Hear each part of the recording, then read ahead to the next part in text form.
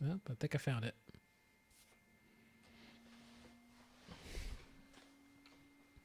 This new version of Open Broadcast Studio has a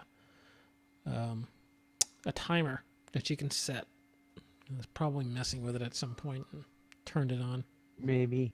Yeah. So, all right.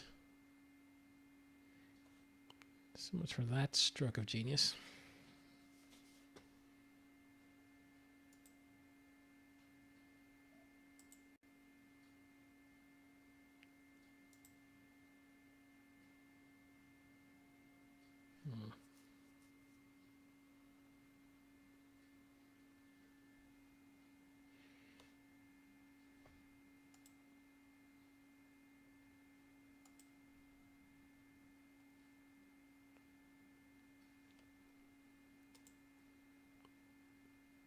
So, okay. So I don't tire you with my yabber, I'm going to switch over to my other server and then do a little walkthrough in Discord and my experiences there. If you want to join me, feel free. But I'll just go to SSC chat.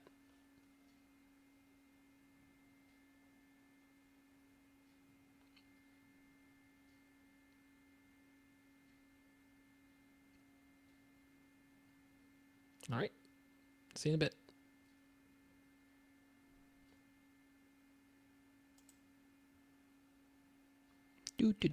Okay. So, well, yeah, let's get some music going or something. Say, Dow, can you still hear me? Yeah, I think so. Okay, cool. Let's bump it up. Random music. Loud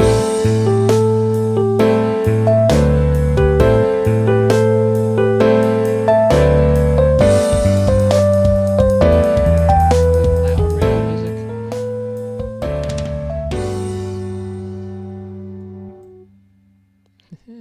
That's cute.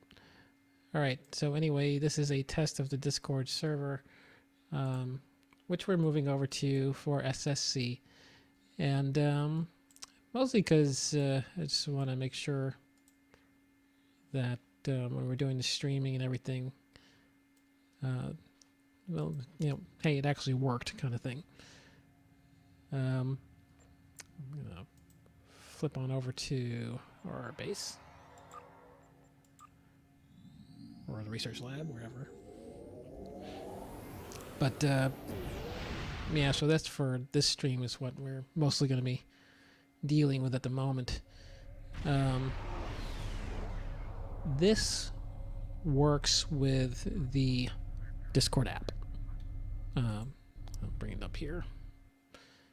So you'll have to set up an account with Discord and then join the SSC fleet server, so which Zohan so kindly set up for us. It's pretty straightforward. You set up with your email. It's discordapp.com, I believe. And then, or actually, he's also provided a link actually on the website. So if I were to bring that up, original SSC. So if you take a look at this sucker, again, I've been working through here. I believe there's a link on here somewhere, which basically allows you to join us in Discord. This is, I guess at some point he's planning to phase out TeamSpeak 3, so that information will eventually be updated. I'm just going to try and poke through here and see if I can find it. Here it is, Discord server link. If you follow this link, you can probably link it to whatever account that you were using at the time and join Discord. And I believe it will take you straight to the thing. Now, I already have the app launched, so obviously I don't need to do this. But At which point, when you come in here, you'll click on SSC. You can then join a particular channel once you have your account set up, and allow the mic to work. And voila, lo and behold, he will actually be on the Discord server. So now I'm probably running it twice, which is not so smart. But this is actually pretty cool, and it's particularly cool if you're doing things like what I'm doing right now for streaming. It's almost like it's tailor-made for this kind of application. And so, particularly those of you who are doing stream, you're probably already familiar with it, probably more familiar with it than me, honestly. But for the rest of you guys in the fleet, it has a lot of benefits, including a lot of plugins, which they call, I guess, Discord apps, whatever. And they're really good for connecting with other services, YouTube and the like. They have a lot of really kind of creative little plugins that will allow you to customize your Discord experience and do things that are really really tailored to streaming. So anyway, that's kind of what I wanted to go over with this one. Actually, now I have two versions of it running. So I'm going to sign out of this. But that's largely it. You'll have to, this is less of an issue for you unless you're running your own server, but you'll put together your friends list so that you can share the experience with them. The chat interface is much more straightforward. You have a lot of control over it, and I'll go into the server I kind of quickly set up here, Sugi2K SSC, just to kind of show you things. Create custom chat channels, right? And voice channels, right? Here and here. And you can invite your friends. And the bots, which are pretty cool. So you can do things like manage your, like an automated moderator in the, what do you call it? Music manager. So you can actually run music automatically. That's a little more involved, but it's also possible. But basically automated systems that you can actually allow to do certain things. Septibus is a cool little thing that allows you to sort of cartoonify what you're doing, your experience by putting your text into like chat balloons on cartoon characters. I haven't fully set it up, so it's not quite running yet.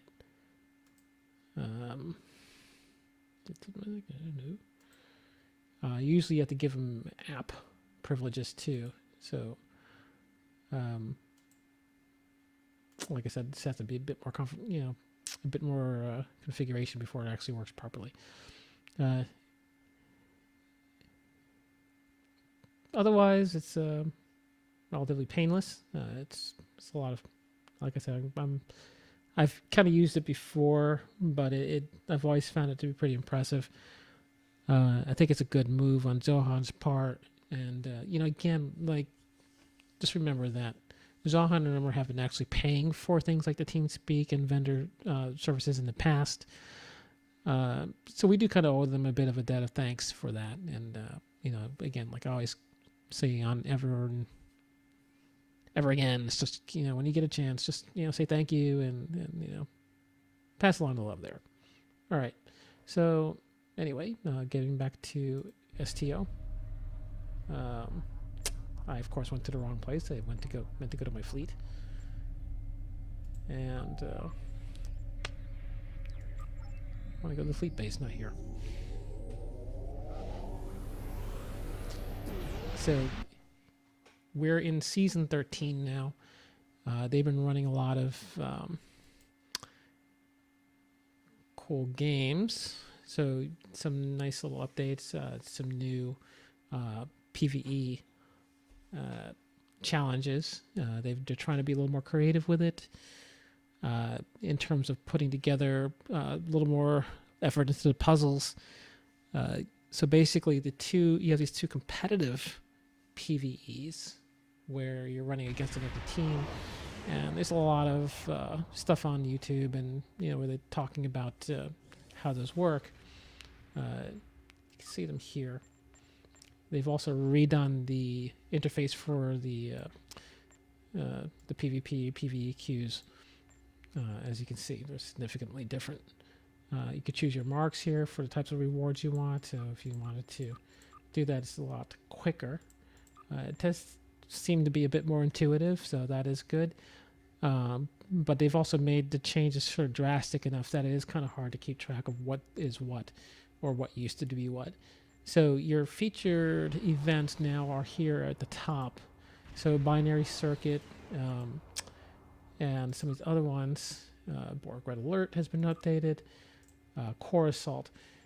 Core Assault and binary circuit are the two competitive PvE queues. And again, like I said, there's people who've done a lot better walkthroughs on this, and I'm certainly haven't done enough with them to really say that I'm confident that I would actually want to do a walkthrough at this point. But certainly you can find enough information on them, through the various forums and chat channels and everything else, Reddits, whatever. So binary circuit is basically your ground PvE, and Core Assault is your space PvE, and they're the competitive queues. So you get a choice of marks with these, so you don't have to worry about it as far as which one to get. They'll apply to whatever reputation you're trying to work towards. And of course, they also give you fleet marks. Speaking of reputations, they do have a new reputation system for this competitive war games, and that's what they're called. So again, like competing them, you get points or marks that you can use towards these projects or reputation rewards. So I'm just going to kind of queue these up. I ran it on Elite with someone, so I got a little extra, which is always cool.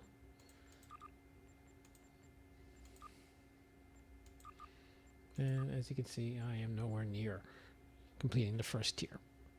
So I think that's largely it for this one. Let's see if my Macari stuff, I need points for that.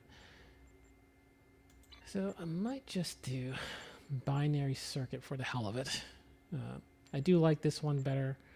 I'm glad that they've actually done a little bit more with the ground.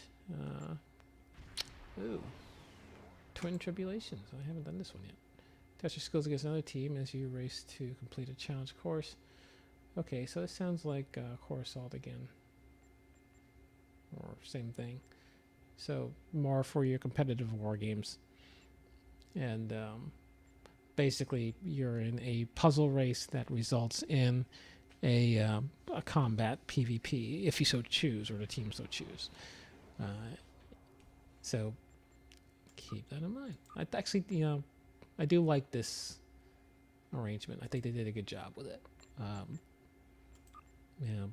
The interface does look like it's been modernized, so they probably had to do it, even if it's a bit of a jarring change.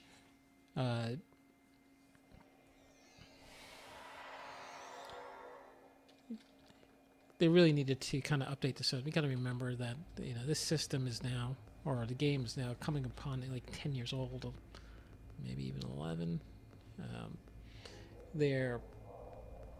Things were beginning to look a little dated, to be honest. And it's little changes that they make like that actually sort of are quite justified and make a bit of sense.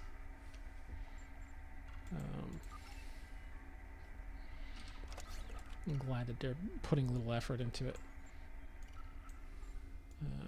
I believe the Foundry is still down, so if any of you guys are working on the Foundry, which a lot of you know is one of my favorite things. Congratulations. It certainly is, every time they do a new season, they do this. Of course, there's a new episode in, which I forgot what it's called.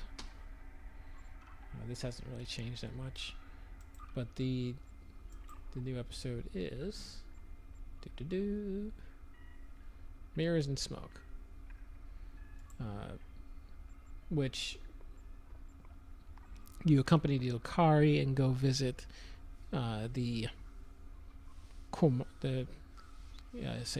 hidden world of the Kumarki, or Kumarki, excuse me, who were the I guess I won't say race, but the long lost sort of civilization that was where the Lucari originated from, pursuing their less than environmentally friendly goals, have gone and corrupted a new planet, and we're sort of thrust into their current situation. And there's a lot of I think there's a lot of quite a few messages that they're trying to put in there. I'll leave you to decide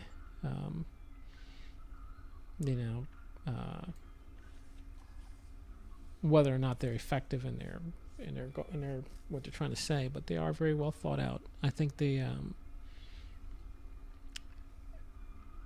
it's nice to see them do something a little topical, I guess. Still very combat driven, but hey, it's a game. I understand that, and you got to have it there. But I do think they have maybe a little better balance on it than they have in the past, where you just seem like everything's just a perpetual war going on in Starfleet, which I don't really think is the message of the franchise initially. Maybe straying a little bit towards that now, but it wasn't before. And it does feel like it's a little better balanced in the game. So, that being said, having a good time. Do like the updates. I'm reading a group of starships out there. And they're there she armed, is. shielded, and combat capable. Let's hope they're not hostile as well. As the ranking officer here, I believe you should be the first to initiate contact. So, I assume that most of you are familiar with the current storyline involving Lucari and their history with the Kumarki, basically. So, this just continues that. And I think what I'm going to do is not do this tonight. Because, like I said, basically my main goal for tonight was to sort of introduce the Discord server, kind of advise the fleet that we are actually moving towards that. Zohan has already set it up. I sent out a fleet mail to everyone, instructing them about it. It's also available on the Starfleet Strategic Command website. So if you go there, you'll find it, the link to it, and you can join us on Discord. I am very pleased with Discord. I like it a lot. I encourage you to basically sign up, make good use of it. So thank you all, and I'm going to run another random YouTube channel, and see you later.